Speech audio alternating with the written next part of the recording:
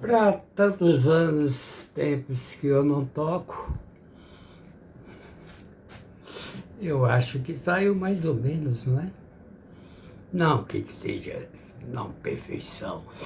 Eu tô com o dedo, inclusive, briguei na rua, quebrei esse dedo, tô meio impossibilitado de você treinar. Mas como eu comecei ontem falando sobre justiça, eu tenho muitos assuntos a conversar sobre justiça. De antemão, gostaria de dizer a qualquer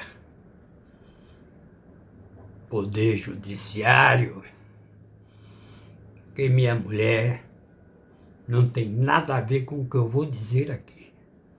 Eu sou responsável pelo que eu vou dizer. Eu tenho dois assuntos a tratar e estão interligados. Eu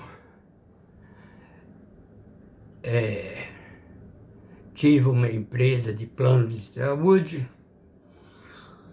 aliás, duas empresas de plano de saúde. Uma, eu passei para frente, que eu havia adquirido, tinha uma carteira boa, né? Faturava por aí uns 700 mil reais, e fizeram uma sacanagem comigo, que assim que eu assumi a empresa, uma grande carteira, que eu não vou dizer quem é, porque eu não vou criar confusão, porque foi tudo legal, eles saíram, comeram a comissão, depois de 3 meses, e depois que 3 meses que acabou a comissão, eles me deram aviso prévio e foram embora.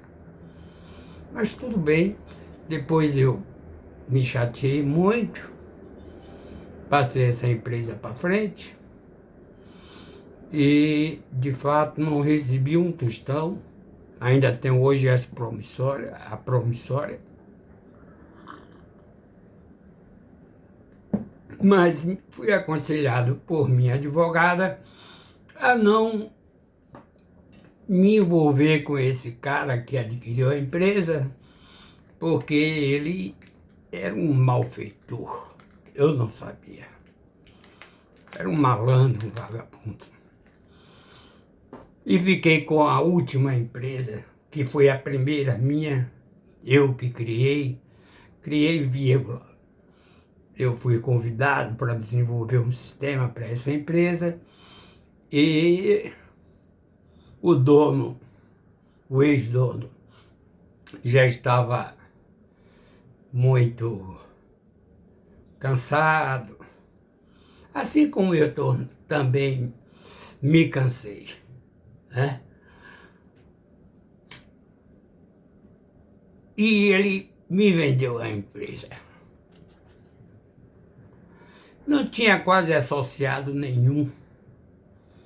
Tinha acho que 5 famílias de cada empresa. Eu disse, para que você guardar essas pessoas numa empresa que já vinha, essa empresa que eu peguei já vinha de outra empresa que estava falindo. E ele abriu uma nova empresa e foi essa nova empresa que eu comprei. Adquiri, desenvolvi o sistema todo, já tinha desenvolvido para ele, no caso, e nesse ínterim a gente negociou a empresa.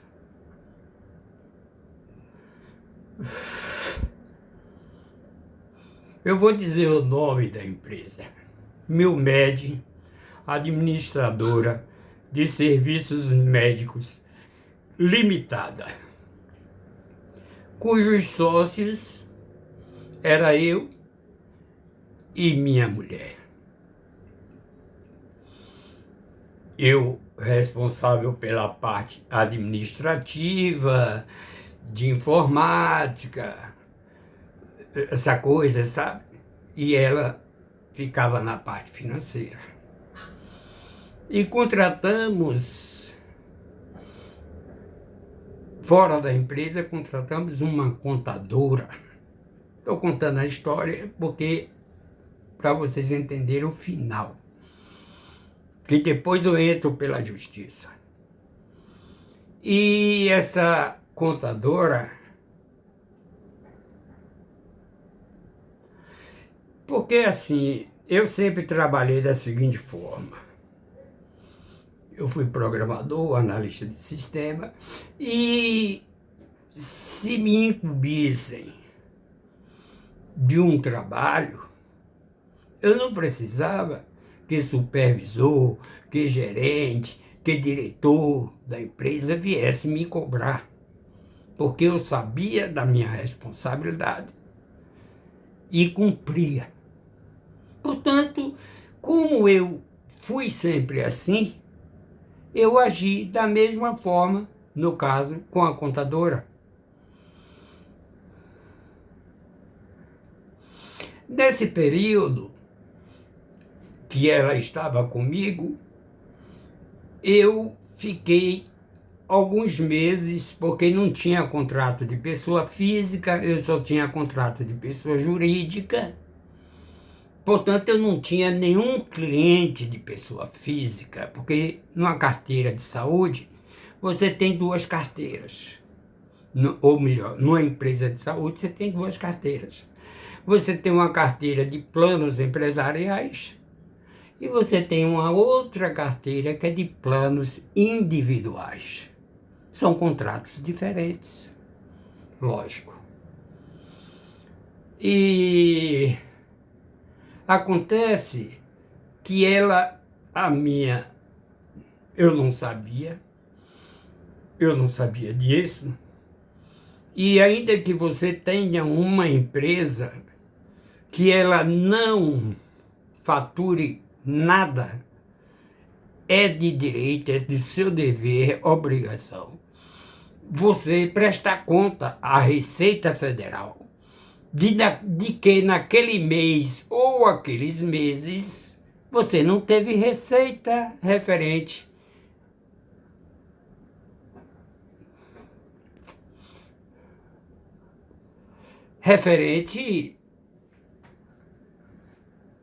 àquele tipo de movimentação, no caso física.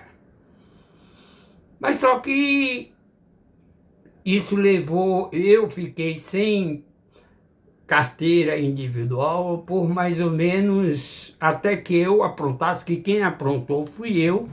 O contrato, eu não tinha ainda advogada, a empresa estava no começo da carreira, no início, Eu não tinha contrato pessoa física, então eu fui ler. Eu estudava direito, fui ler contratos Sul América, Bradesco, Bradesco, aquela cooperativa que existe, li vários contratos para poder elaborar o meu contrato, pegando cláusula por cláusula, até estabelecer o contrato. Isso antes da regulamentação da Agência Nacional de Saúde. Não existia. Isto era 96.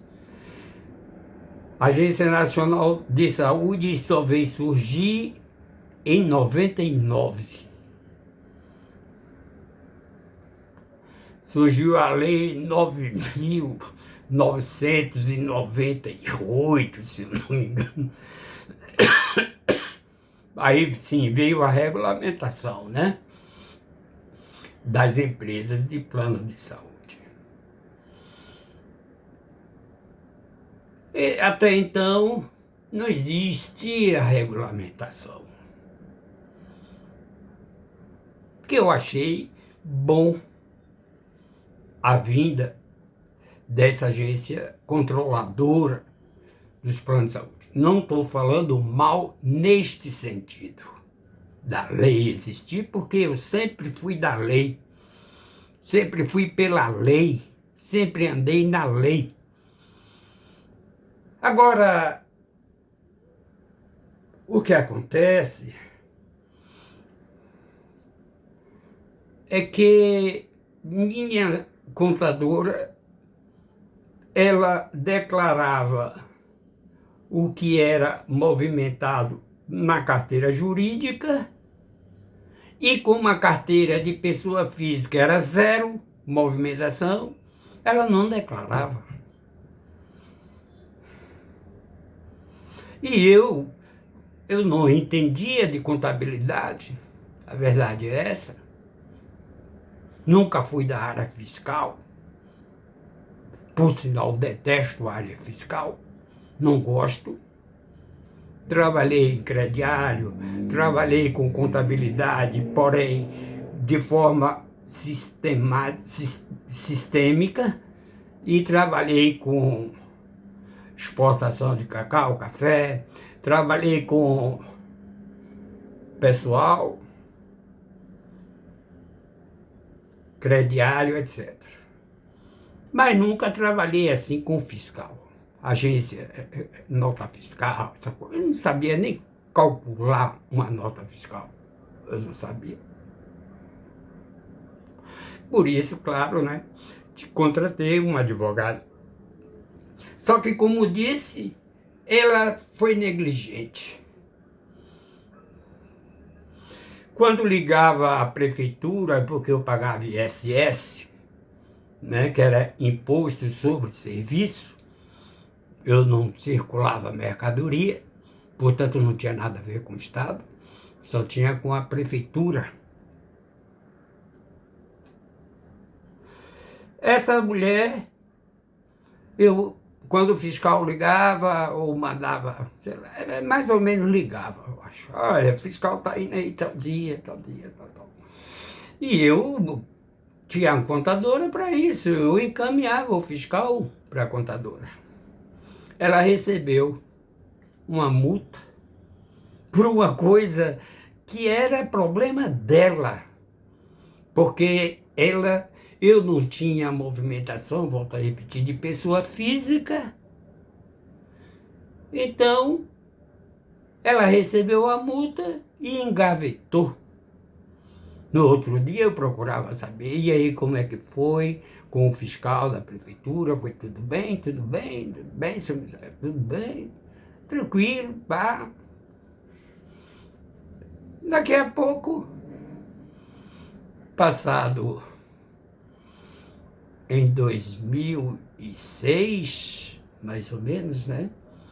Isso aconteceu em 96, de fevereiro de 96 a novembro de 96.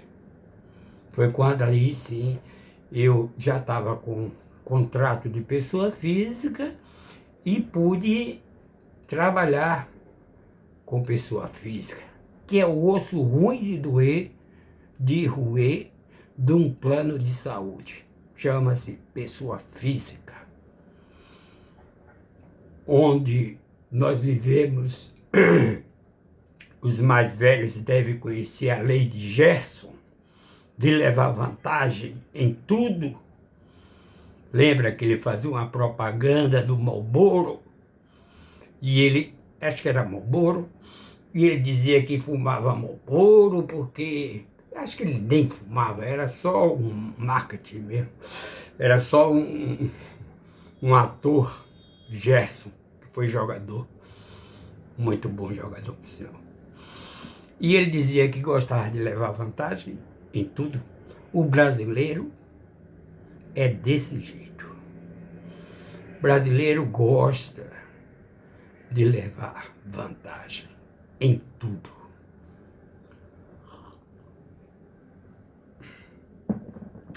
Não era incomum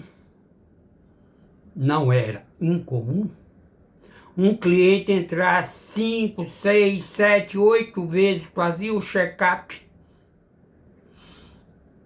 pegava os resultados dos exames, saía do plano.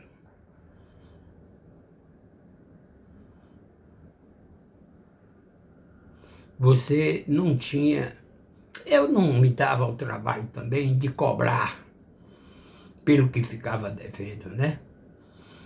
Deixa pra lá, quer sair, saia. Usufruía do plano e caía fora. Mas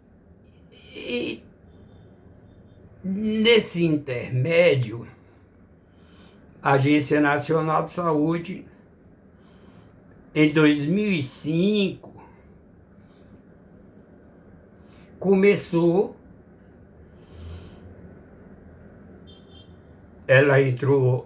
ela começou no ano, acho que 2008,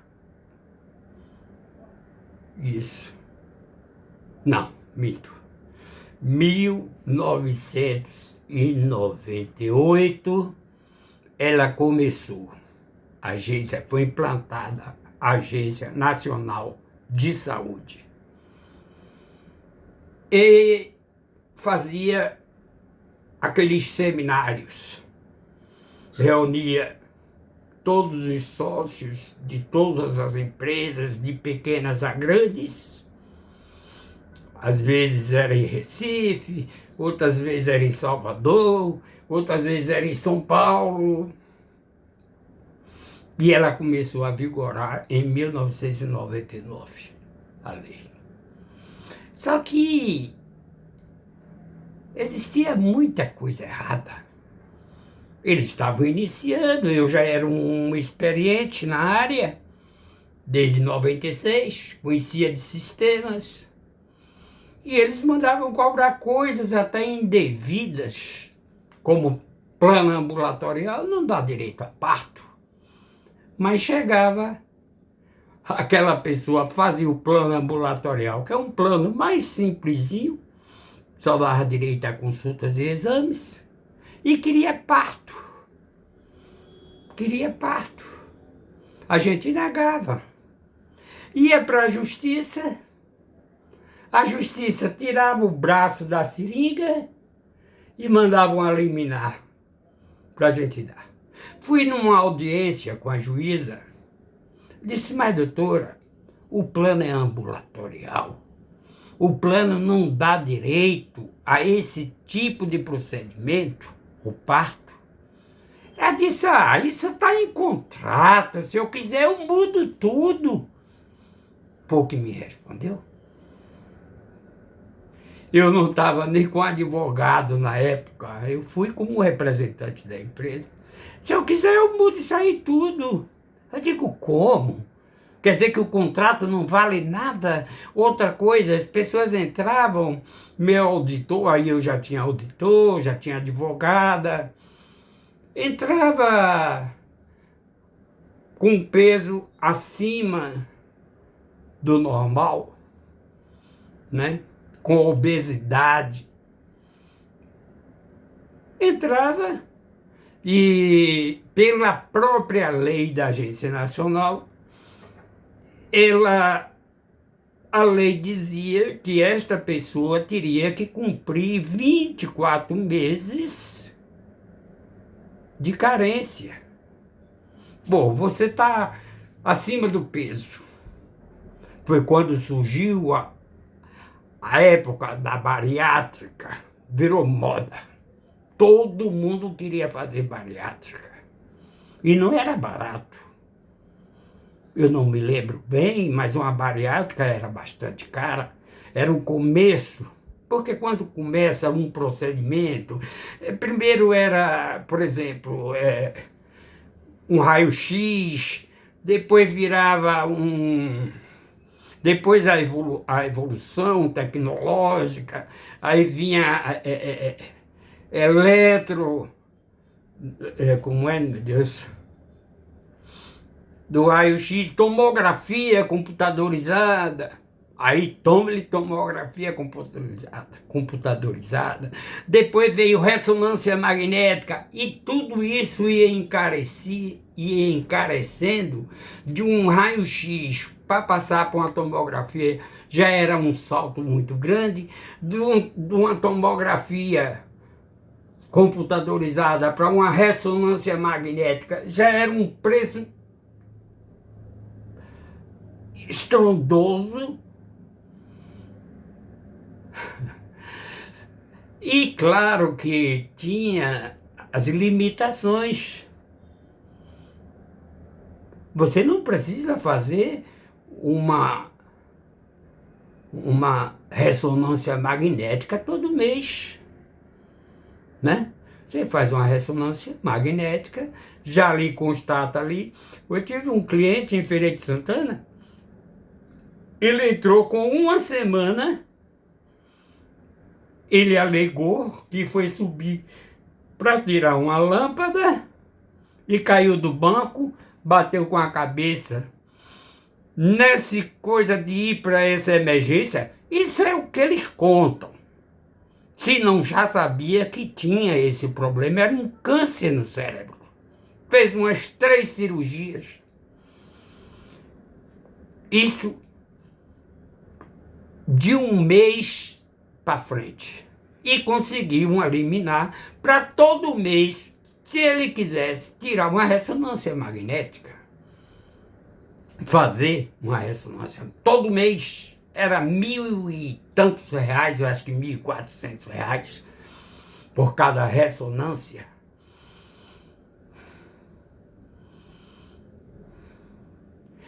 E por conta da contadora, aí eu vou entrar na parte, ainda não terminei a ANS. A minha empresa continua ativa. Eu gostaria, se chegar aqui algum advogado, alguma pessoa com dinheiro, já que está ativa, não deram baixa, porque pelo direito, pelo que eu conheço, para você liquidar uma empresa, teve Polícia Federal, teve tudo lá dentro. Não encontraram nada de errado, porque eu deixei tudo, todos os computadores, todos os imóveis, móvel, deixei tudo. Eu não tenho uma queixa, nem de funcionário, que eu tive muitos. Foram 18 anos que eu trabalhei com 2 empresas, somava quase 100 pessoas. Nunca tive uma queixa trabalhista.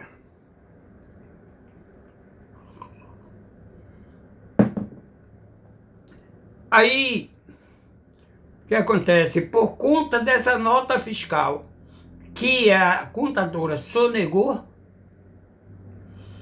me intimaram.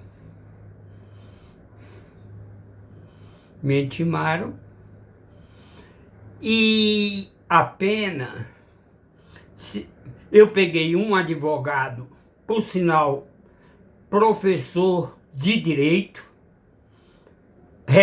foi a mim recomendado por uma aluna dele, que foi aluna dele, e eu pensar que o miserável, por ser professor, era um advogado. Ele já era mais coroa do que eu.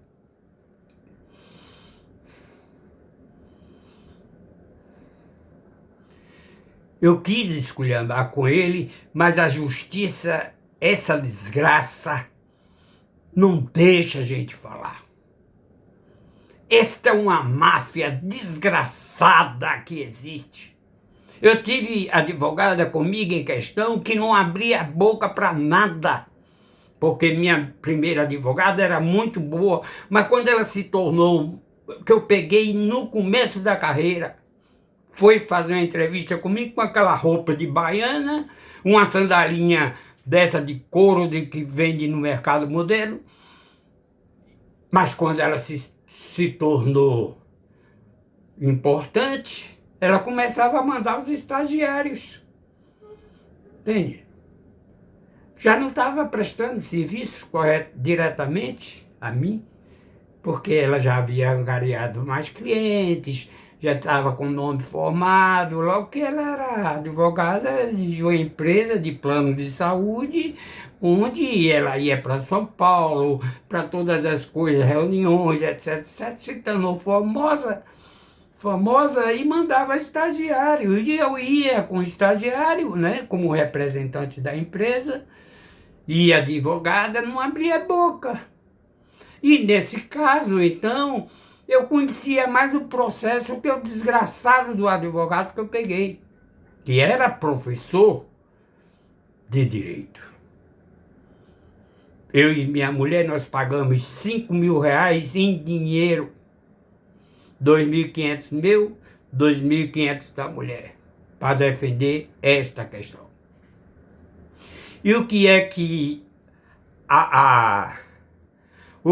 o Ministério Público fez? Alegou que eu sonegava imposto de 1996 até 2011. Até 2011.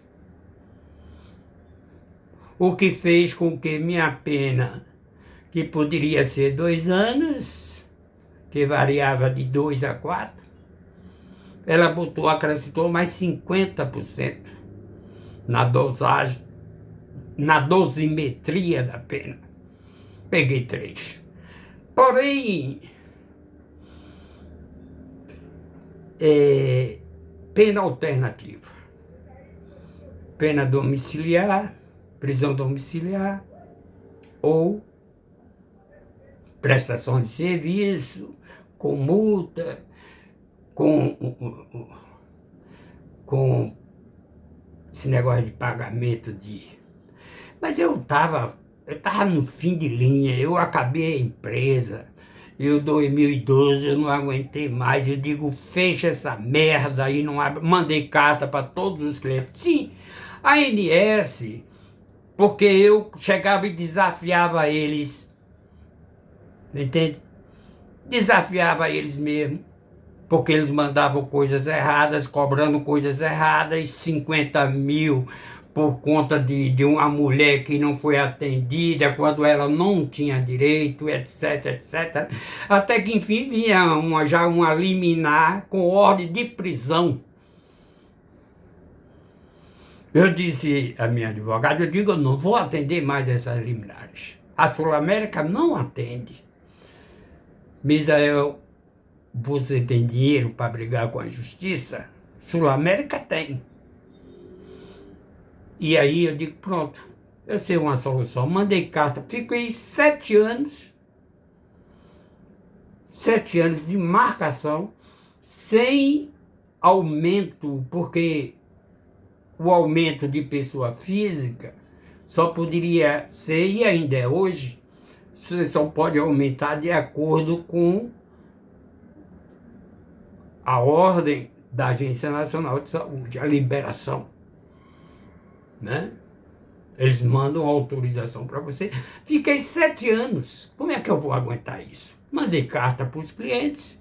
Olha, pode sair da empresa que nós vamos fechar a empresa. Tinha cliente de telefonar para a gente, ir lá para a nossa secretaria, nosso secretário, e dizer, essa empresa vai falir. 7 anos que não reajusta. Mas só que a gente não podia, porque se você ajustasse sem autorização da ANS, a multa era altíssima. Ficaram de marcação comigo, porque eu dizia umas verdades, como eu vou dizer hoje aqui. E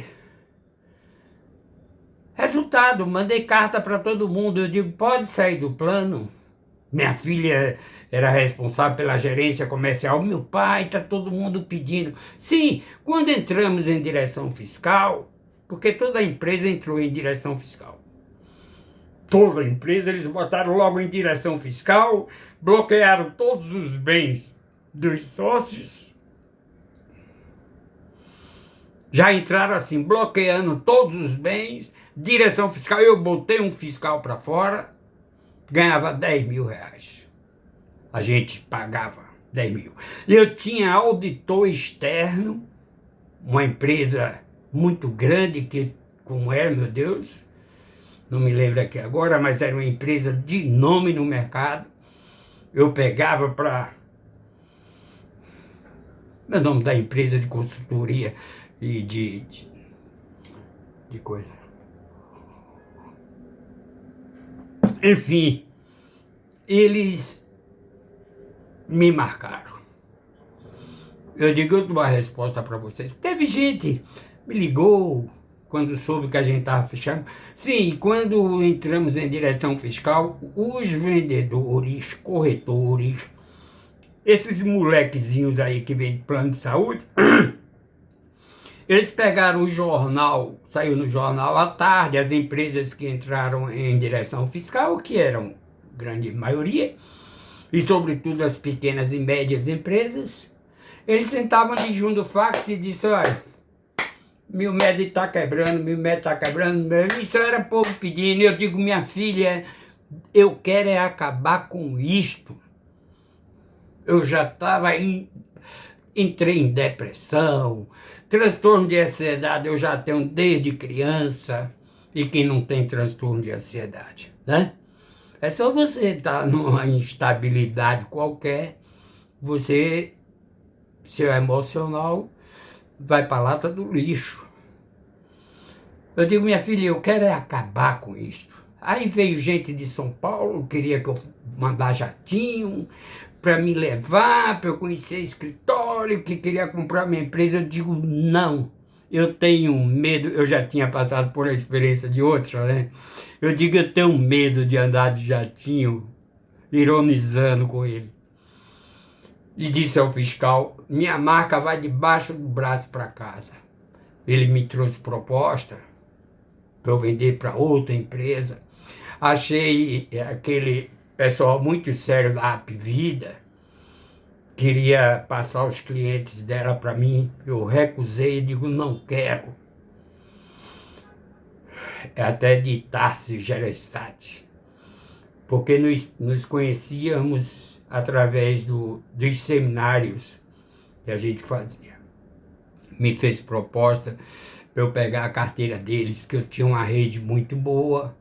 Eu tinha o Hospital Aliança, eu tinha o Hospital Espanhol, eu tinha o Hospital São Salvador, eu tinha o Hospital, enfim, evangélico, enfim, eu tinha quase, aqui na Bahia, eu tinha clínicas, laboratórios, hospitais, EMEC, São Mateus, Feira de Santana, clínicas, etc. Era uma empresa bem organizada. Ele disse, pena que é pequena esse fiscal, né? Sua empresa é tão organizada, pena que é pequena, você não quer vender? Eu digo, não, você venderia um filho? Ele disse, então é seu filho, a empresa é seu filho. Eu digo, foi eu que criei a empresa. Não vendo, não. Nem cheguei a cogitar preço. Podia valer milhões, eu não quis nem saber. Eu queria era me livrar disso e esses bandidos que usavam a empresa só para usufruir, vá para a Sul América, que eu cobrava, como era uma empresa regional, só na Bahia, claro que a Sul América, Bradesco, essas coisas são muito maiores, e eu não podia cobrar o mesmo preço de uma Sul América, de um Bradesco, até porque eles ofereciam mais serviços.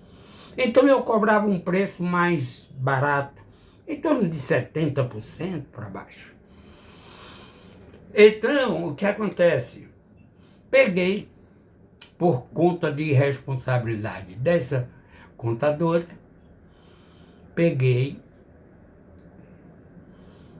fui intimado para responder como sonegação de imposto. Olha que eu não tinha movimentação financeira, entende? Do período de fevereiro de 96 a novembro de 96. Mas eu não sabia que é obrigação de você avisar a Receita Federal, comunicar, olha, não houve movimento. E ela foi negligente que recebeu a multa e engavetou, porque a responsabilidade era dela. Se ela deixou, se ela omitiu, a obrigação era dela. Ela, para não pagar a multa, que foi R$ 3.000, né? Foi R$ 3.000 na época. E qual é a malandragem do Ministério Público? Malandragem do Ministério Público, e que meu advogado não questionou nada, porque está tudo lá nos autos. Constava justamente os meses que foram deixados de ser declarado, que seria 0, mas foram deixados de ser declarado, era de fevereiro de 96 a novembro de 96. Portanto, 2, 3, 4, 5, 6, 7, 8, 9. 8 meses. Ah, meu Deus! O Ministério Público diz que nós sonegamos de 96 a 2011. Praticamente a vida da empresa inteira. Mas mentira! A gente tinha, desse ponto em diante, dispensei, quando soube da multa em 2005, dispensei esta contadora e contratei uma outra contadora, uma pessoa muito direita, muito correta, porque, veja bem, eu acho que isso é importante para vocês que têm empresa. Quando eu trabalhava em Tio Corrêa, e eu era analista de sistema e, como disse, trabalhei com contabilidade, porém, na área de sistema, não na área operacional. Eu via o gerente da contabilidade perguntar ao diretor que número era que ele queria que desse. Se lucro ou prejuízo, porque tinha holding, né? Uma reunião de empresas e você quer que dê lucro ou que dê prejuízo. Então eu achava que contabilidade não era uma coisa tão importante. Eu não sabia das consequências. Devido a isto, que número você quer que eu dê? Quer prejuízo, lucro? Tá bem? Então eu não dava importância. Mas, como disse, o Ministério Público alegou para a juíza que nós sonegamos de 96 a 2011. quantos anos isso? Se eu passei 18 anos na empresa. E pior que meu advogado, eu ia dizer uma coisa, né? O FDP não viu. Eu fui aos autos, li os autos, eu disse para ele, mas rapaz, lá o Ministério Público está acusando que a gente sonegou de 96 a 2011, isso não é verdade.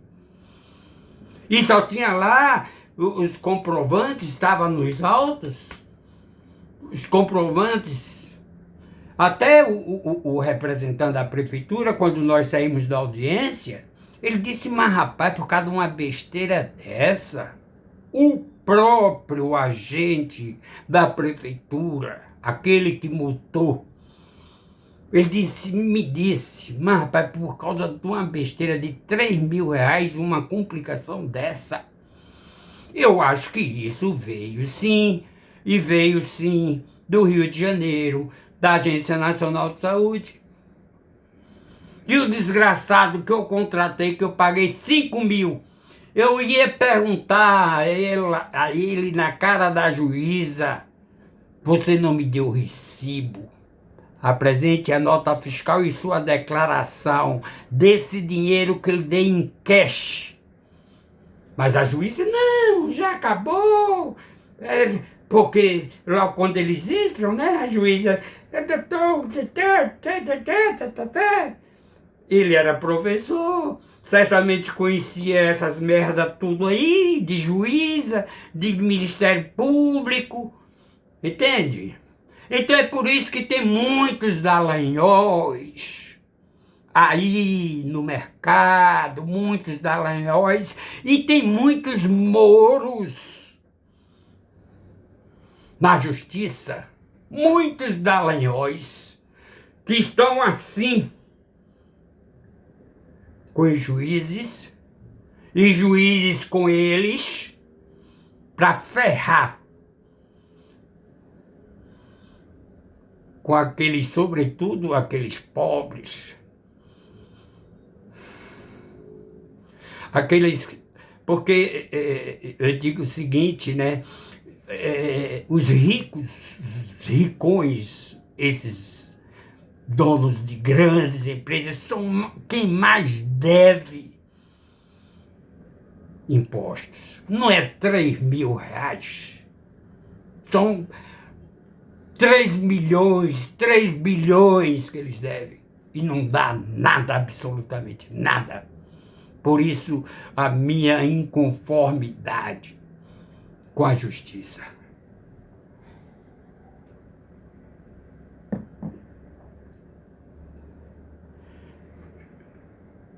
Eu vou partir agora para bater na justiça. Contei meu caso, minha revolta, tá aqui. Pode, não estou mentindo, eu não estou inventando, é pura verdade que eu estou dizendo, só é pegar os autos e ver. Tá entendendo? Só é pegar os autos e ver. Que eu não estou inventando nada. Sim, aí, esse processo, eu que dei a ideia para ele, que era um safado descarado. Eu digo, rapaz, a justiça lá pleiteamos o Superior Tribunal Federal. Eu digo, vamos entrar com, como é que chama o termo? Mandado de... Quando a interpretação do juiz aqui de primeira instância não foi convencível, a gente recorreu para o Superior Tribunal. E que fui eu mandado. Tem um termo, sim, que, olha, o que a juíza está dizendo aqui, o que o Ministério Público está dizendo aqui, não é verdade. O Superior Tribunal devolveu o processo para a primeira instância. dizendo ainda cabe recurso. Na primeira instância, eu tinha um programa, porque eu tinha empresa, onde tudo que se passava com meu nome, com o nome da minha mulher e com a empresa, eu tomava conhecimento através do meu e-mail. Contratei essa empresa só para isso, né? Para saber o que estava na justiça acontecendo. E o Superior Tribunal devolveu o processo à primeira instância. Eu disse, doutor fulano de tal, não vou dizer o nome desse desgraçado. Eu podia, Melo, esse desgraçado, Melo, que eu não tomei dele. Diz que é professor de direito, professor de merda, de cocô, que ele é professor. Aí eu digo, doutor, não sei o que lá, Melo, olha, porque eu acompanhava o processo, como disse, através de e-mail, o processo voltou para a primeira instância, porque cabe recurso. Você fez alguma coisa? Não. Deixou correr a revelia. E eu cobrando. E ele fazendo de conta. Aliás, quem fez o recurso para o Superior Tribunal foi até um rapazinho que estava estagiando com ele. Ele chamou o rapazinho na sala e disse, vamos fazer o recurso para o Superior Tribunal. Esqueça agora como é o termo do jurídico que chama, né? É quando você quer questionar que a sentença, baseado nas coisas, estão equivocadas. Os advogados aí sabem do que eu estou falando. Eu esqueço o termo agora. Mandado de esclarecimento dos fatos. Ele não fez absolutamente nada. Deixou o processo correr, a revelia. Foi aí na audiência aquela audiência, né, que quando encerra o processo, que dá por transitado e julgado, que a gente poderia ir até o Supremo. Até o Supremo. Não somente ao Superior Tribunal Federal. Que já foi bom o Superior Tribunal ter devolvido o processo para dizer, olha, realmente, tem coisa errada. Ainda cabe recurso na primeira instância. Ele não moveu uma palha, comeu meus 5 mil reais. É por isso que eu digo, esses canalhas, advogados que ganham pouco de um cidadão, eles não se interessam por sua causa. Eles só se interessam por grandes dinheiro, por pessoas grandes. A minha vontade, a propósito de ser advogado, era para eu ir, porque nas delegacias, ou melhor, nos presídios, existem muitos prisioneiros que nem foram ouvidos, não abriram nem processo e estão lá mofando dentro. Então o meu desejo de advogar era para fazer pro bonos, não era para ganhar dinheiro não, fazer pro bonos a favor desses pobres. Mas eu perguntei um dia a um professor meu criminalista se ele teria coragem de advogar. Ele era procurador do Estado. Rapaz muito simpático, novo, muito bonito. Perguntei, professor, o senhor teria coragem de ser criminalista? Porque esse era o meu desejo. Ele disse, não. Eu digo, por que não? Ele disse, a linha é muito tênue. A linha criminalística é muito tênue. Por isso eu não advogaria. Tive aulas com ele, eu acho que a área é criminal mesmo.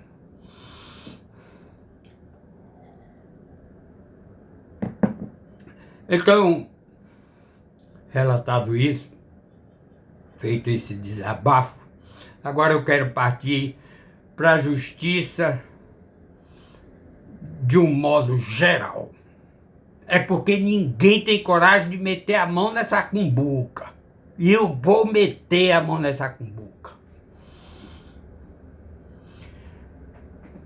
A doutora Eliana Calmon, ela foi presidente do Conselho Nacional de Justiça. Ouvir dela própria.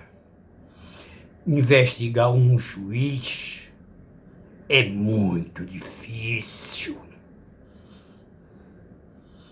O corporativismo é muito difícil. Ela, doutora Eliana Calmon, não sei se é Calmon de Sá, não sei. Acho que é Calmon de Sá, não sei. Faz muitos anos, ela foi presidente do Conselho Nacional de Justiça. E ela reclamava, ela dizia que realmente investigar um juiz é muito difícil. Aqui eu aproveito para abrir um parênteses. Eu acho que Lula tem um coração muito bom, porque eu sou vingativo. Não sou vingativo em termos de pegar arma, de fazer ameaça, disso, daquilo. Mas se eu tivesse no lugar de Lula, que foi preso injustamente, Moro estava ferrado comigo.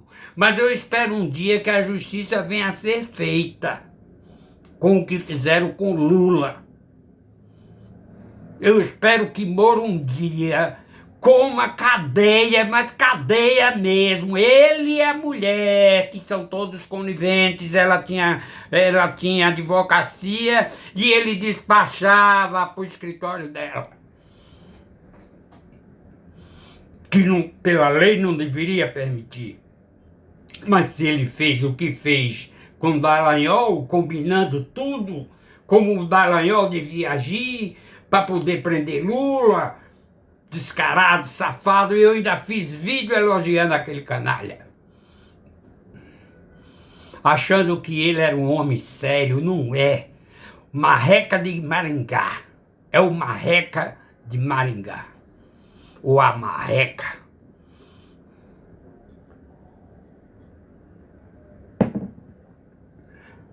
Bom, então,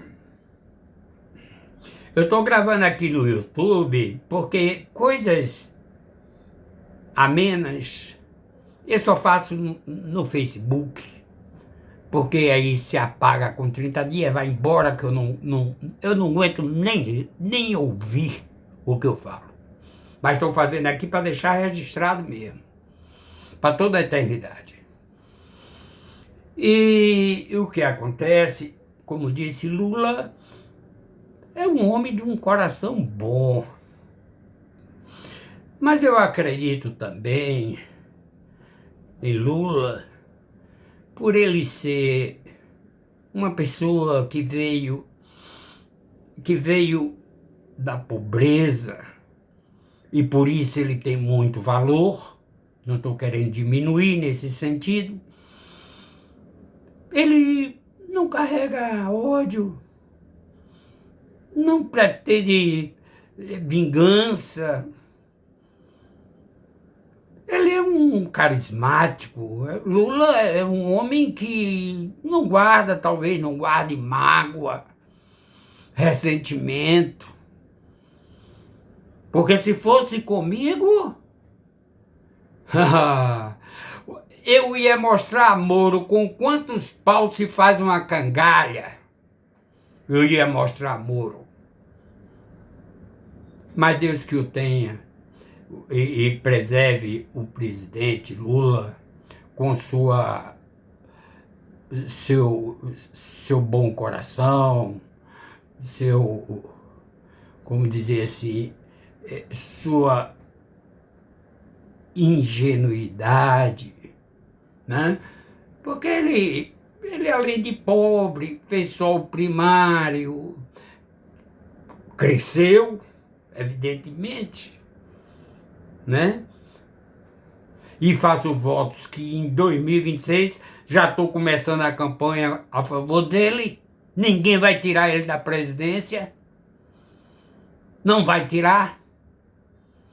A direita está se acabando, se matando um ao outro. E eu estou torcendo pela briga.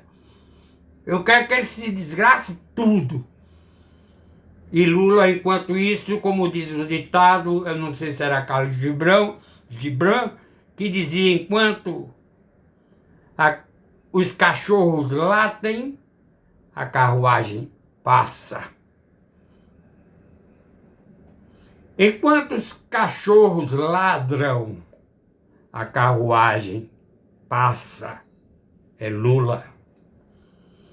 Deixa esses cachorros aí se morderem, se danarem aí, e ele está fazendo o trabalho dele, olhando sempre para os mais pobres, os mais humildes e mais simples. Quanto ao judiciário, é uma ferida que alguém tem que tocar. Eu não confio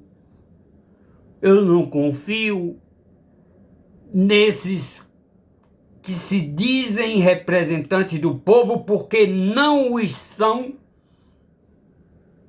Eu já disse aqui que esse sistema de puxadores de votos, que ele se elege com 2 milhões, mas só precisa de 500 mil, e 2.500 e 1.500 bota mais 3, 4 nas costas, por trás dele, isso não é democracia. Não é democracia porque o partido do Valdemar Costa Neto, por exemplo, aquele ladrão que teve preso, ele bota quem ele quer. Os capachos que vão servir para fazer justamente o que ele quer e não o que o povo deseja e precisa e quer. Qual é a dificuldade hoje, por exemplo, de você caçar o mandato de Eduardo, que está lá traindo, conspirando contra o judiciário e contra o Brasil? O que você me explica por que Carla Zambelli, que está presa, ainda não perdeu o mandato? Eu te explico. Por quê? Eles perdendo o mandato, todos aqueles que entraram na cola deles vão cair. Entende? Vão cair. Porque se o representante deles, que foi Eduardo, que foi o Bananinha, no caso, que foi a Carla Zambelli, a espanhola, botou lá 6, 7, 8 deputados, eles fazem, ó, e eles pensam o seguinte, hoje é ele, amanhã sou eu, porque todos eles têm rabo preso com o judiciário. Eu quero falar do judiciário, mas não estou falando aqui do Supremo. Eu estou falando do judiciário de uma forma geral. Os penduricários. Falando nisso, vi outro dia um casal de juízes. Casal, mora na mesma casa. Ambos recebem auxílio moradia. Justifica isso? Digamos que eu e minha mulher sejamos juízes. Moramos no mesmo lugar, na mesma casa, no mesmo apartamento. Eu recebo auxílio moradia e minha mulher também recebe auxílio moradia. E não é pouco não, viu? deve ser uns 4 mil reais por aí. Só aí eles levam 8 mil reais. Uma hipótese, eu não sei se é 4 ou se não é mais.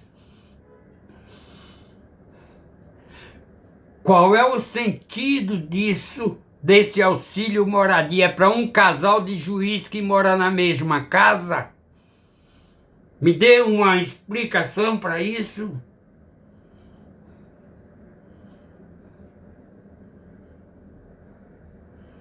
Ambos moram na mesma casa. Porque se um morasse numa casa, eu moro aqui no estado da Bahia, outro não, eu moro em São Paulo. Menos mal, vamos dar auxílio moradia. Mas morando na mesma cidade, na mesma casa, e ambos receberem auxílio moradia? É porque você não sabe que este dinheiro que eles recebem sai do nosso bolso. É preciso que a gente se indigne com esses tipos de coisa. Porque senão esse país não muda. Se você não tiver capacidade de se indignar, o país não muda. E tem que bater mesmo, bater firme e forte. Outra coisa, recebem, acho que em torno de 46 mil reais, tem 60 dias de férias, quando o empregado normal só tem 30, eles têm 60, a cada 6 meses eles tiram as férias. Eu estou tirando assim por baixo. 2 férias por ano. Certo? O que é mais? Auxílio paletó. A gente paga auxílio paletó para eles. Carro com gasolina. Carro com gasolina, eles não tiram nada do bolso. O judiciário. Carro com gasolina. Na Suíça, os senados, os ministros, andam tudo de metrô. Só estou falando dos ministros. Agora, você vê, tem mais o quê? Plano de saúde para a família inteira. Passagens de avião. Passagens para quando que é ir para ali, ou para cá, ou para aqui, ou para lá, para Portugal, para Inglaterra, para não sei onde, não sei onde. Passagens. Enfim, não gastam nada do seu próprio dinheiro. Deles. Gasta nosso. Eu estou falando próprio, é deles. Não gastam nada. 0,800 para tudo. Você pensa que eles ganham, vamos dizer, 46 mil reais? Quando você computa todas essas benécias, dá 200 mil reais. Entende? Tem assessores, secretárias, auxílio moradia, como já disse. Eu não sei se eles não ganham alimentação, viu? É uma dúvida que eu estou aqui também.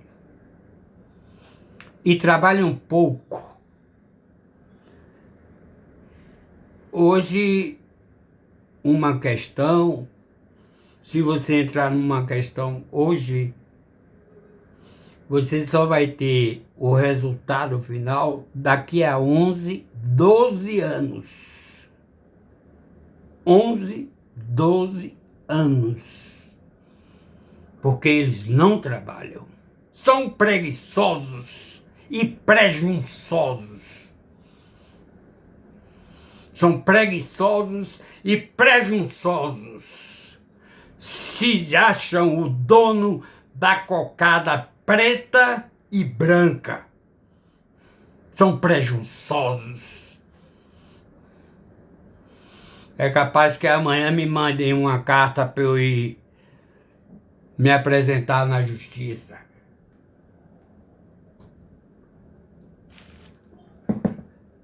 Porque são covardes. Você não pode, é como dizia doutora Eliana Calmon, acho que é Calmon de Sá. Você não pode falar mal deles.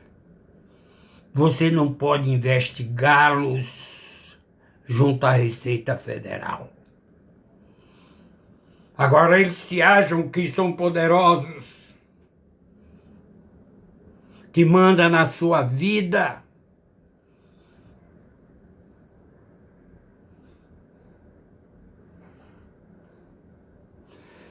Eu não tenho voz. Eu queria ter mais voz para ser mais homem do que sou. Eu só precisava de mais voz.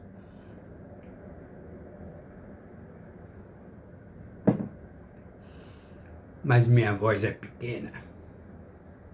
Minha voz é pequena, mas quem sabe caia um dia, caia no ouvido de alguém de poder. Porque não esperem nada desse Congresso, não esperem. Agora mesmo Lula tomou 1-0 porque quis taxar os mais ricos. Outra coisa, não fizeram benefício ao, digamos assim, isentar quem ganha até 5 mil reais. Não nos fizeram favor nenhum. É que o Satanás que passou, e desde o Temer, portanto, bota aí uns 6 anos, não havia correção da tabela de imposto, de recolhimento de imposto de renda. Então, cada vez mais, se você vai corrigir no seu salário e não corrige a tabela de isenção de imposto de renda, cada vez mais nós, trabalhadores, os peixes vão caindo na rede e na boca do leão. Não nos fizeram favor, não. Se viessem corrigindo pela inflação, nesses últimos 6 anos, era para estar mais de 5 mil reais de isenção de imposto de renda. Eu trabalhei com folha de pagamento. Quer dizer, você recebe o reajuste do seu trabalho, do seu salário, mas não corrige a tabela de imposto de renda. O que é que acontece? Você vai ganhando mais hipoteticamente, você tem a ilusão de que está ganhando mais, mas na verdade não é verdade. Você está caindo na malha da Receita Federal. Por quê? A tabela está estagnada. Vamos dizer uma hipótese, vou citar uma hipótese. Até 2 mil reais você é isento. Você passa de 2 mil reais, você vai pagar X% de imposto de renda. E quem ganha acima o imposto máximo, 27,5% do valor que você recebe. Então, quando lhe tiram,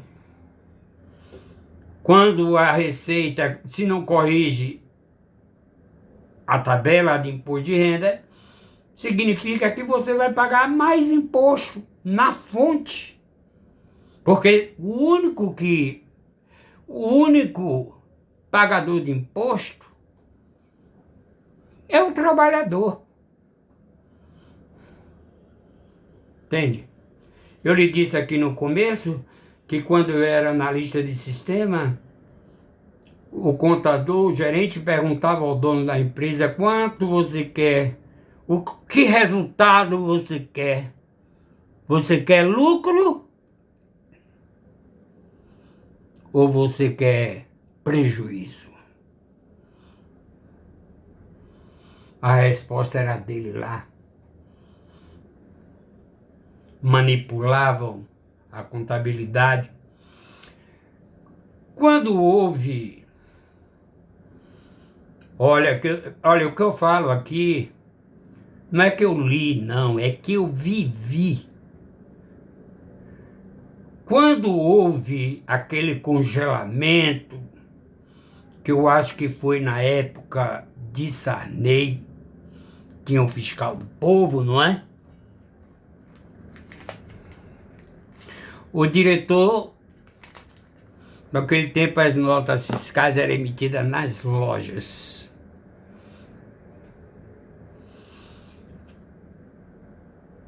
Olha que sacanagem. O diretor, presidente, com o diretor financeiro, etc, mandou emitir um bocado de nota fiscal. Um bocado de nota fiscal. Acima da última venda. Porque vinha o congelamento de preços e valia a última nota emitida. O que eles fizeram? Emitiram notas falsas. E eu que processei sem saber de nada, só me pediram que eu guardasse segredo. Eu processei essas notas. Então chegava o fiscal, disse, não, aqui está, a última venda dessa geladeira era tanto, aqui a nota. Mentira, falsa. Essas desgraças, eu tenho ódio, eu tenho raiva, eu não gosto mais, eu fiz esse desabafo e tá feito. As consequências eu assumo, mas é verdade tudo que eu estou dizendo. Emitiram notas falsas para poder dizer que a última nota daquele congelador, daquele refrigerador, daquele ventilador, daquele não sei o que, daquele televisor, daquele não sei o que, foi vendido por X. Mentira, tudo nota falsa. E eu fiquei de noite, foi orientação, já morreu ele, esse diretor meu, já morreu. E ele me pediu segredo e que eu só processasse essas notas depois que todo mundo saísse. Minha gerente ficou sabendo. Disse, e ela era gente boa. Era gente boa comigo, sabe? Ela ficou sabendo. Porque um primo dela, que era operador de computador, me denunciou a ela. Ele pediu que eu processasse essas notas e botasse dentro da pasta dele, ou lá na sala dele. Acho que foi dentro da pasta dele. Aí eu, no outro dia, ela me chama, minha gerente. Mas, Misael, você fez isso? Eu digo, fulana de tal, me pediram segredo, o diretor. Aí falei o nome dele. Eu digo, ele me pediu segredo, então eu não sabia do que se tratava. E eu fiz o trabalho.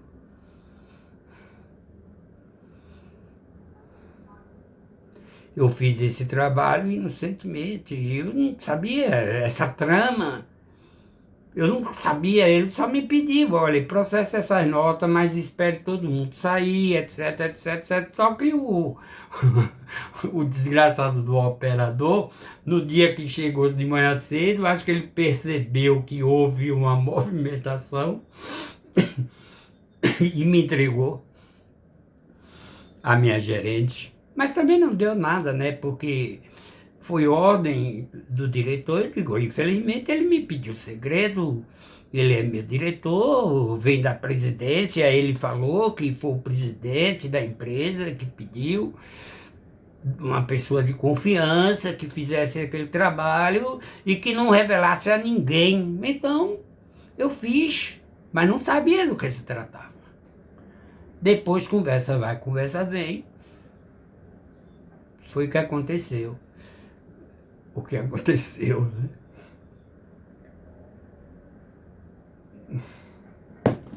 Aí que eu vim saber que a tramamóia era justamente essa. Bom, tá, o desabafo tá feito. Eu não esculhambei com a justiça, eu só falei a verdade. Eu não esculhambei com o advogado, eu só falei a verdade. Eu não esculhambei com a Agência Nacional de Saúde, que diz que minha empresa ainda continua aberta. Portanto, se tiver alguém interessado num plano de saúde, se tiver dinheiro, se tiver bala na agulha, me procure, que eu tenho uma empresa ainda em aberto. Agora veja, pelo direito empresarial, você tem 5 anos para fazer uma liquidação de uma empresa. Eu fechei em 2012, hoje são 2025 e ainda a empresa continua aberta. Agora, por que essa empresa continua aberta, uma vez que eu não tenho um problema nenhum fiscal, nem trabalhista, nem com fornecedores de serviço, nem nada? Só tive uma mulher que foi lá toda cheia de pomada, eu acho que o juiz era parecido, era parente do advogado, não sei o quê, todo cheio de pomada, sabe? Uma pessoa de cor, por sinal. Foi lá cheio de pomada assim, ó. Pegou, acho que um tubo de pomada, botou uma tipóia, disse que procurou a assistência da Milmed, que eu já tinha mandado carta para todos. Aí fiz um acordo. O juiz, porque é melhor faça esse acordo, aí você se livra desse problema. Foi a única. Foi uma malandragem, uma vagabundagem. Aí era 8 mil, pediram 10, ofereci 8, tá lá, pronto. Desbloqueie aí o dinheiro que eu tenho bloqueado. Desbloqueie e tire.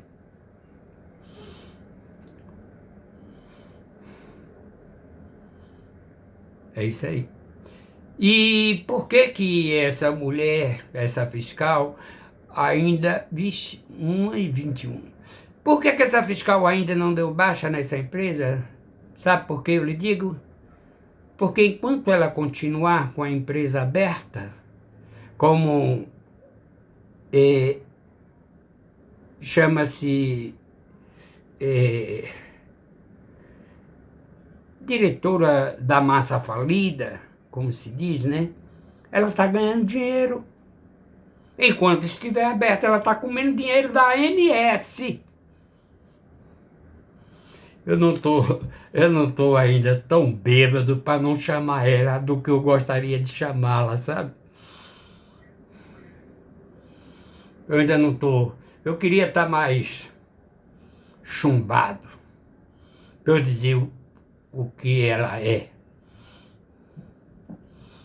Então a empresa continua na ativa, sem funcionar desde 2012 para 2025, 13 anos, né? Quando eu não tenho dinheiro para pagar um bom advogado, porque porcaria eu não quero, entende? Mas se eu chegasse para um advogado empresarial, né? Eu acho que resolvia isso logo, logo, logo. Estou com vontade até de ir na Receita Federal, ou na Polícia Federal. Vou na Polícia Federal. Por que que essa empresa ainda está aberta? Se já foi pago todos os credores, deixei patrimônio e tudo, pagou a todo mundo, não devo nada a ninguém. Por que que a empresa continua aberta e não fecha essa porcaria? Não dá baixa? Portanto, se tiver dinheiro, quem tiver dinheiro aí e quiser comprar uma empresa de plano de saúde, porque a ANS não permite mais ninguém abrir plano de saúde. Pegou a chave que abria plano de saúde e jogou no mar. Então eu estou com a empresa em aberto. Tomara que caia no ouvido deles. E se eu achar alguém com dinheiro suficiente, eu estou com a empresa ainda de plano de saúde em aberto. Uma safadeza, mas está aberta. Está aí meu nome ainda em aberto. Pô, tchau. Fui.